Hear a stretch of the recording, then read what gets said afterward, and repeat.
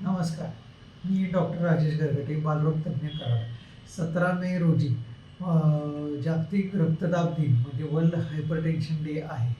रक्तदाब आणि हायपरटेन्शन याला आपण आपल्या भाषेमध्ये ब्लड प्रेशर वाढणे किंवा BP वाढणे असं म्हणतो. ब्लड प्रेशर हे फक्त मोठ्या माणसांच्यामध्ये दिसून येत नाही, तर लहान मुलांच्यामध्ये पण वयात आलेल्या मुलांच्यामध्ये देखील दिसते. याची आपण आज माहिती करून घेऊया. लहान मुलांच्यामध्ये जन्मापासून आपण ब्लड प्रेशर बघू शकतो. तसेच 5 ते 15 वर्ष वयाच्या मुलांमध्ये ब्लड प्रेशर म्हणजे रक्तदाब हा आजार दिसून येतो.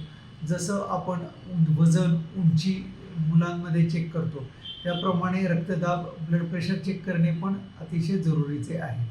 जसं ब्लड प्रेशरचे पण रक्तदाबाचे 2 प्रकार असतात, प्रायमरी आणि सेकंडरी.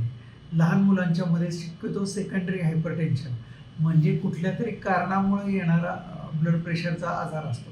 थोडक्यात ज्या मुलांच्यामध्ये किडनीचा आजार असतो, जसं नेफ्रॉटिक सिंड्रोम किंवा दुसरा काही किडनीचा आजार असतो, अशा मुलांमध्ये ब्लड प्रेशर वाढलेले असते.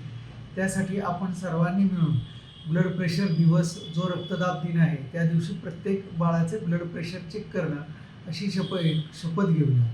त्यामुळे आपल्याला लहान मुलांच्यामध्ये रक्तदाब, ब्लड प्रेशर लवकर निदान करणे हे शक्य होईल. आता लहान मुलांमध्ये ब्लड प्रेशर किंवा रक्तदाब कसा टाळावा? हल्ली आपण पाहतोय बरीचशी मुलं फास्ट फूड म्हणजे जी बेकरी प्रॉडक्ट्स आहेत, बिस्किट, केक, पेढे, बर्फी किंवा pizza, burger, vada pav, Kurkure, Lay's, farsan अशा गोष्टी खातात. अशा पदार्थामध्ये काय असतं तर व्हाईट पॉयझन म्हणजे पांढरे विष, मीठ, मैदा आणि साखर याचे कॉम्बिनेशन असते. अशा मुलांच्यामध्ये ब्लड प्रेशर वाढीचे, तसंच ओबेसिटी म्हणजे स्थूलता वाढायचे प्रमाण जास्त असते. अशा पदार्थामुळे अंगातील इन्सुलिन वाढते आणि त्या इन्सुलिनमुळे मुलांचं वजन, चरबी वाढते.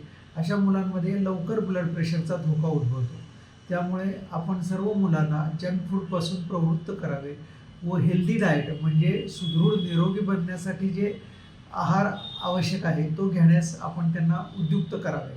जसे ड्रायफ्रूट्स, बदाम, काजू, अक्रोड, शेंगदाणे, फुटाणे किंवा प्रोटीन्समध्ये पनीर, चीज. जे मांसाहार करतात त्यांना अंडी हे पदार्थात वाढवावे.